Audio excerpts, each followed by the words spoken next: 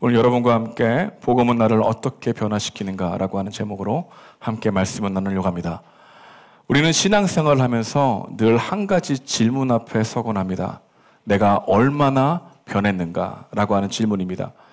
우리는 신앙생활을 하면서 이 질문에 매우 민감하죠.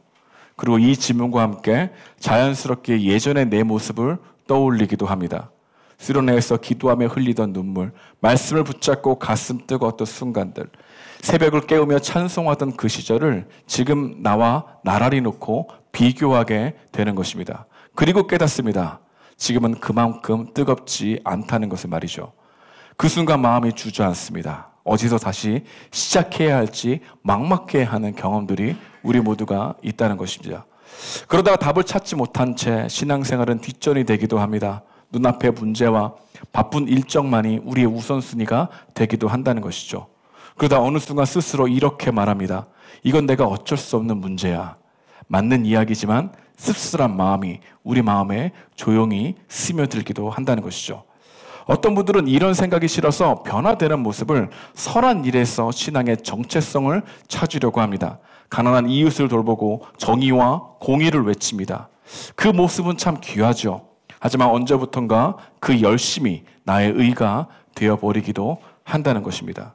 또한 어떤 분들은 이 변화된 모습을 자신의 평판을 최종 기준으로 삼는 경우도 많다는 것을 알게 됩니다. 예배는 빠지지 않습니다. 주일 성도도 철저히 합니다. 교회 문화는 익숙하지요.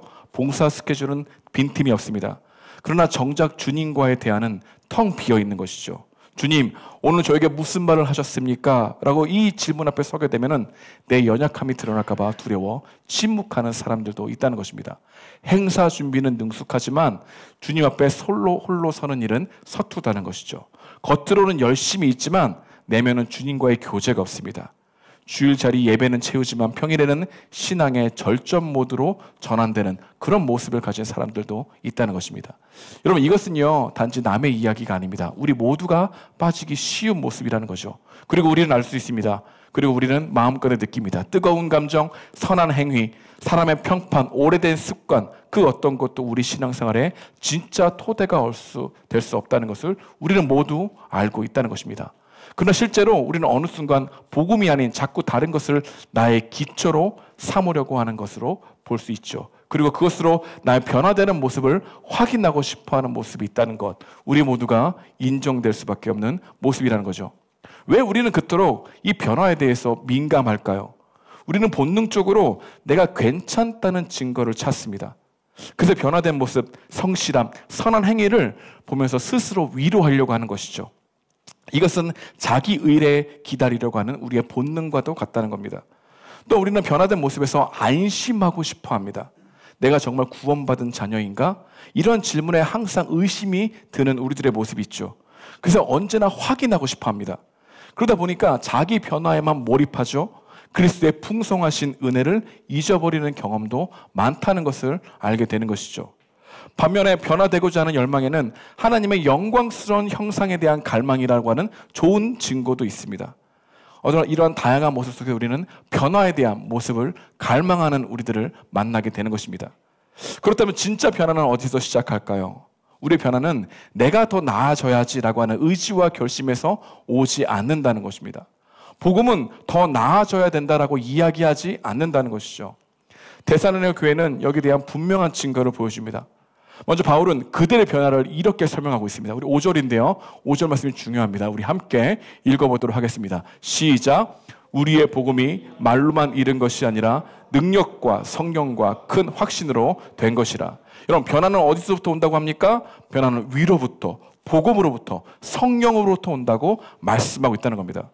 그렇다면 우리는 손 놓고 기다리면 될까요? 항상 우리는 이 지점에서 어떻게 해야 할지 몰라 회피하는 경우가 많습니다. 여러분, 성경은 왜 변화에 대해서 하나님으로부터 옵니다, 복음으로부터 옵니다, 성령으로부터 옵니다 라고 하는 말을 계속해서 반복적으로 이야기해 주고 있을까요? 당신이 어떻게도 안 돼, 그러니까 우리에게 절망을 주기 위해서일까요? 아닙니다. 당신 스스로 변화될 수 없으니까 나에게 굴복하라고 하는 명령조로 하나님이 말씀하시는 걸까요? 절대 그렇게 되지 않는다는 것입니다. 그렇다면 왜 성경은 변화가 하나님으로부터 온다는 것을 반복적으로 말해주고 있을까요? 하나님이 그만큼 성령의 능력을 통해서 우리를 새 사람으로 변화되고 싶어하는 열망이 가득하다는 것을 알려주기 위해서라는 것입니다. 우리가 복음을 듣고 마음을 열고 예수님의 사람으로 자라가기를 그 누구보다도 누가 원하시는 겁니까? 하나님이 원하신다는 것을 말해주고 있는 것이죠. 그렇다면 우리가 해야 할 일은 무엇일까요? 결심을 더 쥐어짜는 일일까요? 아닙니다. 복음을 듣는 자리에 나오는 겁니다. 복음을 통해서 실제로 우리의 마음을 변화시키는 성령님을 기대하는 겁니다. 그러나 그런 노력조차 연약하다는 것을 우리 하나님은 아십니다. 그리고 그런 우리들을 포기하지 아니하시는 하나님의 열심이 성경에 계속 기록되어 있죠. 하나님은 성령의 능력으로 우리를 변화시켜 예수님의 사랑으로 빚어가시는 일을 지금도 포기하지 않고 이루어 가신 하나님이라는 것을 우리는 말씀을 피면 그대로 알 수 있다는 겁니다. 그리고 그 열매가 바로 데살로니가 교회였다는 거죠. 그들에게 주신 은혜와 은총은 오늘 우리에게도 동일하게 주기 원하시는 하나님의 마음이 담긴 메시지라는 겁니다. 그래서 데살로니가전서는 단지 옛 교회만 주어진 편지가 아니라 오늘 이 자리에 앉아있는 우리에게도 동일하게 은혜 주고 싶어 하시는 살아있는 하나님의 초대장이라는 것, 우리가 기억하고 본문으로 들어가야 한다는 것이죠. 그렇다면 하나님은 우리를 어떻게 변화시킬까요? 성령님의 능력은 우리를 어떠한 변화의 여정으로 우리를 이끄실까요? 여러분과 오늘 본문에 나타난 세 가지 변화에 대해서 살펴보면서 하나님이 우리를 어떻게 변화시키실지 기대하는 마음을 가지며 나아가는 시간이 되길 소망합니다. 첫 번째로 데살로니가 교회에 일어난 변화는 우상을 버리고 하나님께 돌아선 것이라고 우리에게 말해주고 있죠. 오늘 본문 9절인데요. 우리 함께 읽어보도록 하겠습니다. 시작! 그들이 우리에 대하여 스스로 말하기를 우리가 어떻게 너희 가운데 들어갔는지와 너희가 어떻게 우상을 버리고 하나님께로 돌아와서 살아계시고 참되신 하나님을 섬기는지와. 여러분, 우상을 버리는 돌이킴은 단순히 나쁜 행동을 끊고 좋은 행동을 하겠다는 결심이 아닙니다. 여러분, 우상을 버리는 것은요, 마음의 주인이 바뀌는 겁니다. 내 삶을 붙들고 있던 궁극적인 신뢰의 대상이 교체가 되는 건 이게 우상을 버리는 것입니다. 여러분, 이것을 다른 말로 하면 회심이라 할 수 있는데요. 회심은 습관의 교정이 아니라 믿는 대상의 전환입니다. 회심은 단순히 의지의 개선이 아니라 신뢰의 전환이라고 할 수 있습니다. 이러한 대상의 전환에 무엇이 있습니까? 과정이 있죠. 이 과정 가운데 성령님이 역사하신다는 겁니다. 여러분들이 예수님을 주님으로 오셨다면요, 성령이 여러분 가운데 역사하셨다면 반드시 이 돌이킴의 과정 가운데 있을 것입니다. 그것이 우리에게 주어지는 변화라는 거죠. 그렇다면 우상으로부터의 돌이킴의 과정은 우리에게 어떻게 일어날까요? 우리는 이 부분을 자세히 들여다봐야 합니다. 우리 마음속에서 성령님의 역사가 일어나면 반드시 경험하게 될 부분이기 때문입니다. 여러분, 돌이킴은 언제 시작될까요? 먼저 성령님이 내 마음을 비추셔야만 시작됩니다. 어두운 밤에 불이 켜듯이 성령님이 우리의 우상의 실체를 반드시 보이셔야만 우리가 돌이키는 과정 가운데 갈 수 있다는 거죠. 그 전까지는 당연한 줄 알았던 것이 나를 삼키던 우상이라는 것을 알게 하시는 것이 성령님의 역사라는 겁니다. 여러분, 우상은요, 시대마다 다른 얼굴을 하고 있습니다. 고대에는 금과 은과 나무로 만든 신상으로 보였지만 오늘날 사회에서는 우상은 훨씬 더 세련됐습니다. 그리고 때로는 종교적 언어까지 두르고 있는 것을 알게 되죠. 여러분, 겉으로 보기에는 좋은 대학과 좋은 직장이 우상이 될 수도 있지만 이런 것들을 추구하는 이유가 누군가에게 좋은 존재로 받아들여져야 된다는 인정의 우상이 마음속 깊은 곳에서 스며들 수 있다는 것을 우리가 볼 수 있는 것이죠. 겉으로 보기에는 가정과 자녀가 우상이 될 수도 있지만 이런 것들을 추구하는 이유가 모든 변수는 내가 쥐고 있어야 한다는 마음이 놓인다라고 하는 이 통제의 우상이 우리 마음속 깊은 곳에 동기로 작동할 때가 많다는 겁니다. 여러분, 겉으로 보기에는 평판과 이미지가 우상이 될 수도 있지만 이런 것들을 추구하는 이유가 나의 가치를 극대화하여 그들의 마음에 영향을 주고 싶어하는 권력의 우상이 우리 마음속에 담겨 있기도 하다는 것이죠. 여러분, 겉으로 보기에는 경제적 자유와 돈이 우상이 될 수도 있지만 이런 것들을 추구하는 이유가 단순히 미래의 걱정만은 아니라는 겁니다.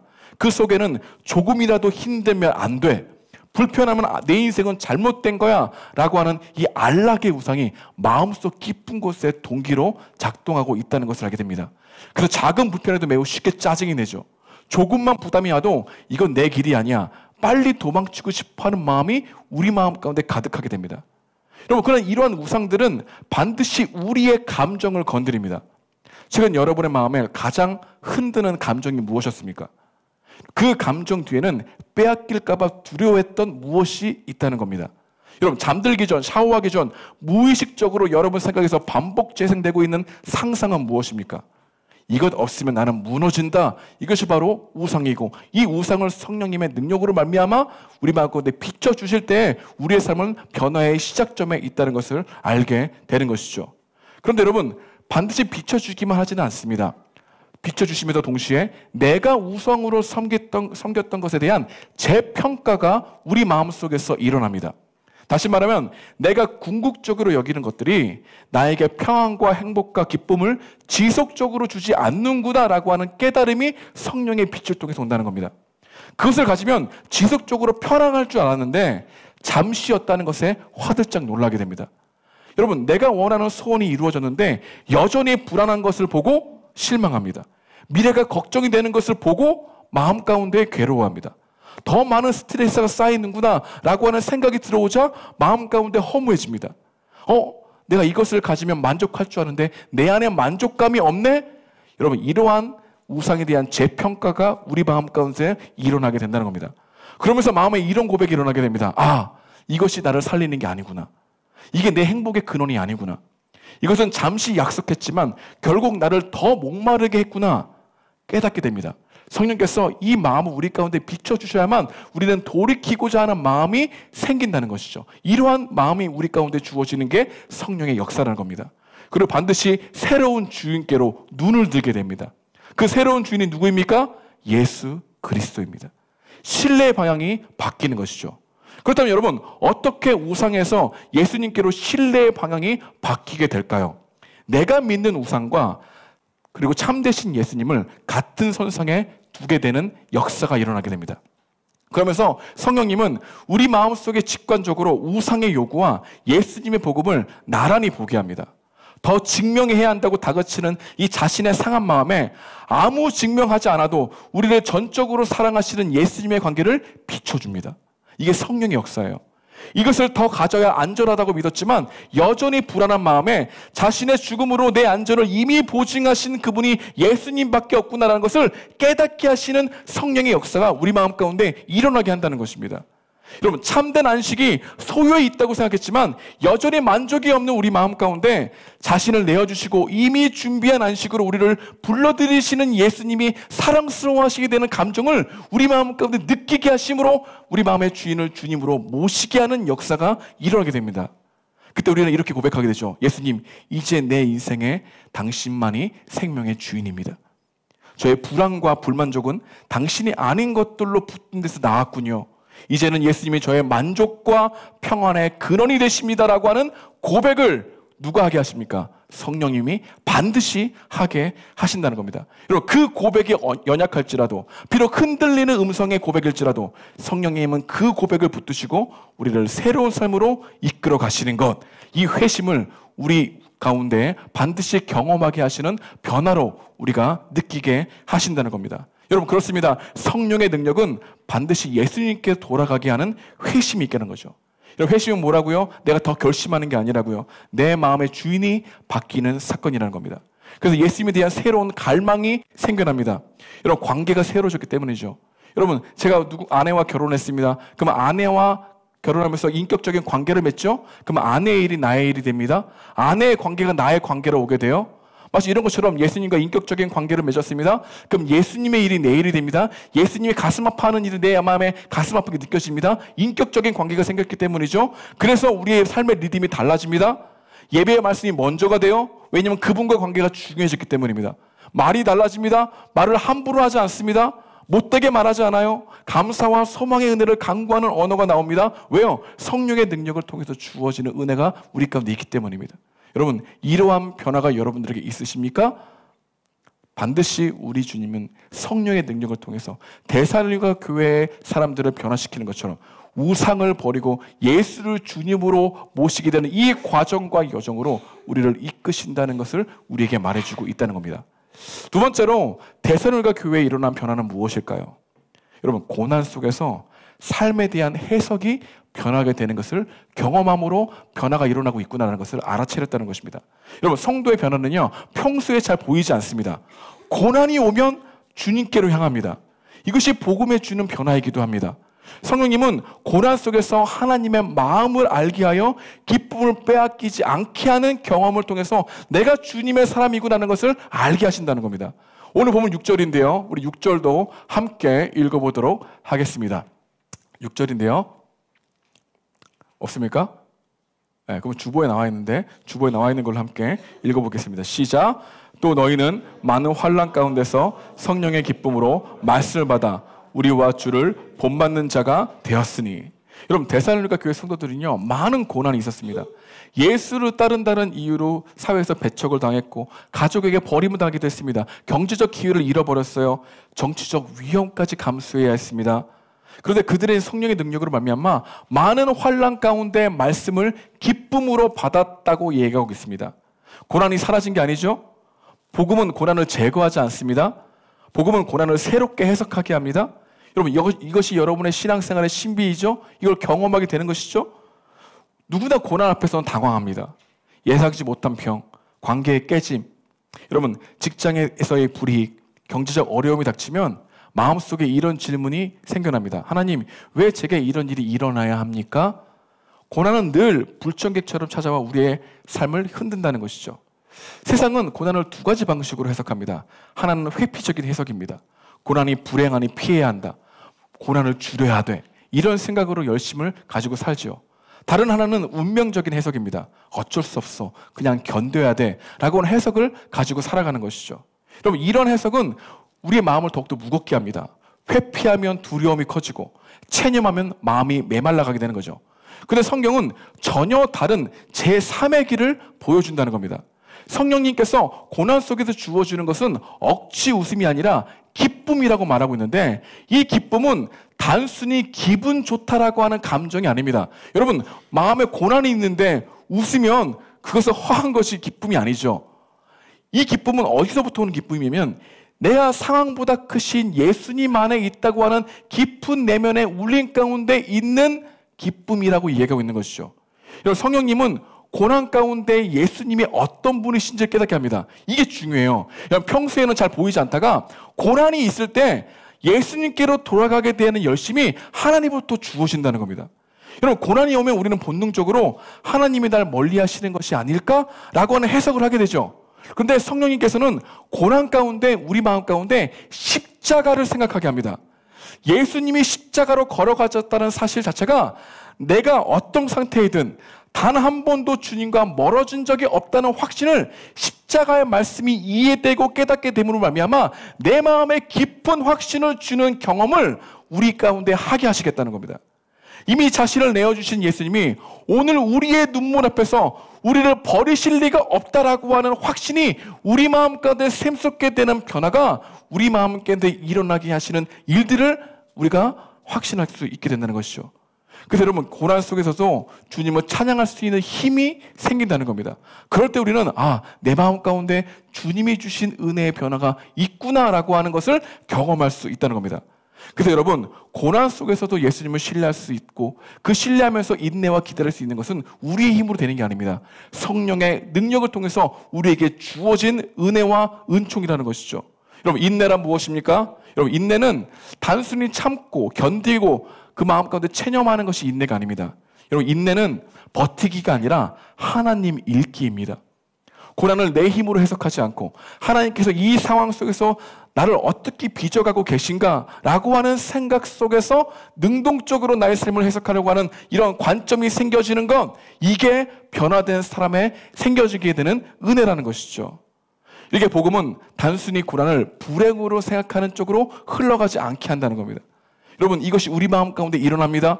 고난을 통해서 하나님의 사랑을 새롭게 경험하게 되는 변화가 우리 가운데 주어지게 된다는 것이죠.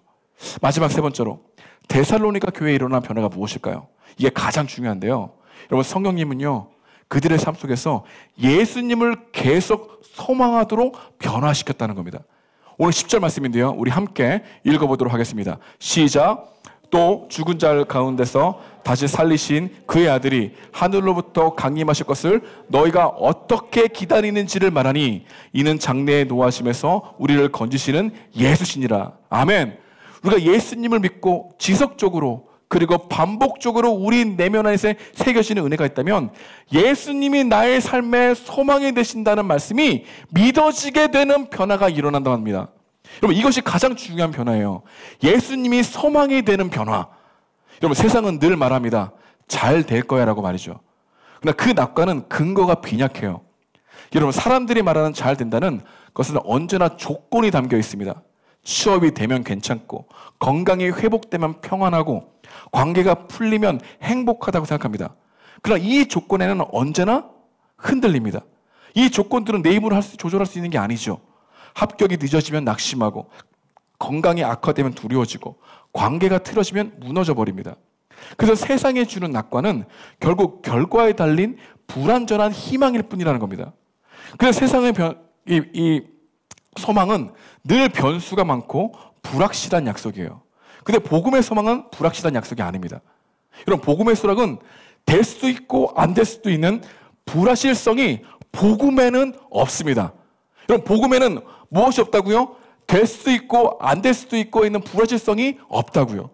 여러분, 세상의 소망은 잘 되면 좋겠다에 머무지만 복음의 소망은 예수님이 이미 이루셨다고 하는 출발에서 시작되기 때문에 우리 마음 가운데 소망의 근거가 흔들리지 않는다는 겁니다.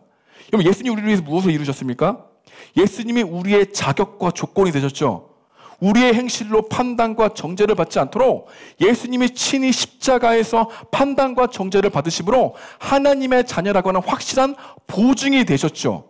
여러분, 성령님은요, 날마다 불쑥불쑥 튀어나오는 죄성, 왜곡된 시각으로 생기는 후회와 자책, 그리고 불확실성에서 찾아오는 불안과 두려움, 분노와 정죄, 그리고 끊임없이 우리 내면가에서 올라오는 죄책감에서 고개를 숙이고 있는 우리들의 이름을 부르신다는 겁니다. 그리고 이 이름을 부르시는 것은 불확실한 결과가 아니라 확실한 보증에서 부르는 메시지라는 것이 우리 가운데 소망이 됨으로 말미암아 하나님을 계속해서 바라보게 되는 이 변화가 일어나게 된다는 것이죠. 여러분, 성령님은요, 잘 되면 언젠가 괜찮아질 사람이 아니라 오늘 이미 주님으로부터 받아들여진 사람이라는 것을 계속 우리 마음 가운데 새겨지게 하시는 말씀을 주심으로 말미암아 주님께 소망을 붙들고 살아가게 하는 힘을 부어주신다는 거죠. 여러분, 이것이 우리 가운데 가장 중요한 소망이라는 겁니다. 여러분, 우리 주님의 본보기가 아니라 보증이 되셨다. 여러분, 이것을 어떻게 이해해야 될까요? 여러분, 예수님은요, 이 땅 가운데 우리의 같은 조건으로 사셨습니다. 배고픔도 경험하셨죠? 시험도 받으셨죠? 배신도 당하고 고난도 당하셨죠? 그리고 예수님은 죽음도 경험해보지 않으셨습니까? 여러분, 우리는 지금 죽음을 경험해봤습니까? 경험해보지 않았습니까? 경험해보지 않았죠? 우리 주님은 다 경험하셨죠? 그리고 끝까지 하나님의 말씀에 순종하면서 그 결과도 경험하셨습니까? 경험하지 않으셨습니까? 경험하셨죠? 여러분, 이것이 우리의 삶에 매우 큰 소망으로 다가오게 한다는 것입니다. 여러분, 기독교와 다른 종교의 가장 중요한 차이가 무엇인지 아십니까? 여러분, 다른 종교는요, 신이 자기가 경험해 보지 않는 것에 순종하라고 얘기합니다. 그리고 그것을 믿고 신뢰하라고 얘기하죠. 근데 기독교는 다릅니다. 기독교는 하나님의 아들이신 예수님은 이 땅에 친히 오셔서 인간이 되셨죠. 그리고 가장 작은 태아로 오셨습니다. 인간으로서 모든 과정을 생략하지 아니하시고 다 경험하셨죠. 예수님께서 하신 명령은 우리가 예수님이 친히 다 경험해 보시고 이미 겪으시고 우리에게 주신 명령들이라는 겁니다. 그래서 믿고 신뢰할 수 있다는 거예요. 특히 예수님은 하나님의 신실하심을 굳게 믿을 것을 계속 요청하고 있는데, 그렇게 말씀하시는 이유는 예수님이 이 땅에서 성부 하나님을 신뢰하는 분으로 사셨기 때문입니다. 여러분, 예수님이 모든 순종은요, 결과를 아는 순종이 아니라 결과를 믿는 순종이었습니다. 여러분, 이것이 중요해요. 여러분, 예수님은 십자가에서 죽기 전까지는 확실히 알 수 없었던 부활의 결과를 믿으셔야 했습니다. 예수님은 성부 하나님에 대한 철저한 신뢰와 하나님의 나를 살리실 거라는 믿음이 필요한 분이었다는 겁니다. 예수님은 이 과정을 모두 거치셨죠. 여러분, 예수님은 단지 이 길을 걸어봐, 나도 걸었으니 너도 할 수 있어, 이렇게 말씀하시는 분이 아니라는 겁니다. 예수님은 그 길을 완전히 걸어보신 후에 이 길이 너에게 안전해. 왜? 내가 이 길을 끝까지 갔어. 나만 따라오면 돼.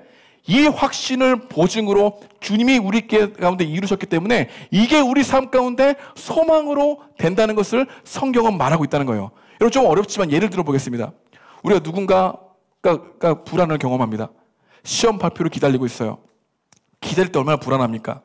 혹시 떨어지면 어쩌지? 내 미래가 막히는 게 아닐까? 근데 그 순간 예수님이 소망이 되십니다. 그래서 우리는 결과가 나를 결정하지 않는다고, 주님이 이미 나를 붙드셨다고 하는 은혜의 소망이 생겨나는 거죠. 왜? 보증이니까, 확신이니까. 여러분 이것이 우리의 정체성을 흔들리지 않게 하니까.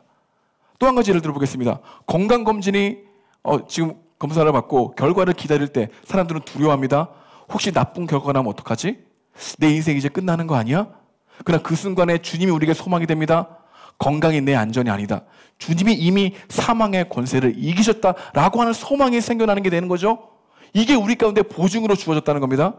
여러분 관계 가운데 힘듭니다. 그래서 이런 마음이 생겨요. 혹시 나를 싫어하는 게 아닐까? 나 혼자가 되는 게 아닐까? 그때 우리 주님의 소망이 되십니다. 사람의 반응이 내 가치를 결정하지 않는구나. 주님이 나를 먼저 사랑하셨기 때문에. 이러한 고백들이 우리 주님의 은혜를 통해서 날마다 예수님을 소망하게 하는 변화가 우리 가운데 일어나게 된다는 것이죠. 여러분 이런 경험을 경험해 보실 수 있습니까? 주님이 소망이 되신다는 것. 주님은 단순히 우리에게 결과론적으로 얘기하는 게 아니라 친히 내가 살아봐야 할 삶을 사셔서 이 길이 안전하다고 보장하시는 그분이 우리에게 소망이 되는 삶을 우리 마음 가운데 계속해서 이루어지게 하겠다. 이것이 성령으로부터 오는 변화라는 겁니다. 그래서 여러분이 앞으로 죽을 때까지, 주님 나라 갈 때까지 확실하게 보증된 게 있어요. 여러분이 살고 있는 그 삶은 우리 주님이 사셨던 삶이라는 겁니다. 우리 주님이 모두 경험해 보신 것을 여러분은 걸어가고 있는 거예요. 그래서 이미 안전하다는 겁니다. 그 안전한 속에서 우리에게 말씀하시는 이 말씀들을 믿고 신뢰할 수 있는 힘이 누구로부터 온다는 겁니까? 예수님으로부터 온다는 거예요. 이게 우리에게 주는 소망이라는 겁니다. 여러분, 우리가 어떻게 변화를 확인할 수 있을까? 여러분 생각해 보십시오. 내가 주님께로 돌아가고자 하는 마음, 내가 우상이 있어 내 스스로 혼자 안 된다는 이 마음이 우리 가운데 생겨난다는 것 자체가 주님이 벌써 변화의 과정을 이끌으셔 간다는 것이고, 내가 고난 가운데 나의 해석이 달라지게 되고 그 가운데 주님을 신뢰하게 되는 마음이 생기고 예수님이 소망이 되는 마음이 생겨나는 것, 우리 가운데 주님의 신실함이 우리를 이끌어 가시는 변화의 여정이라는 것을 알게 하시는 거죠. 그래서 여러분, 우리의 모든 삶의 여정은요, 하나님이 나를 어떻게 변화시켜 가는가를 알게 되는 여정이에요.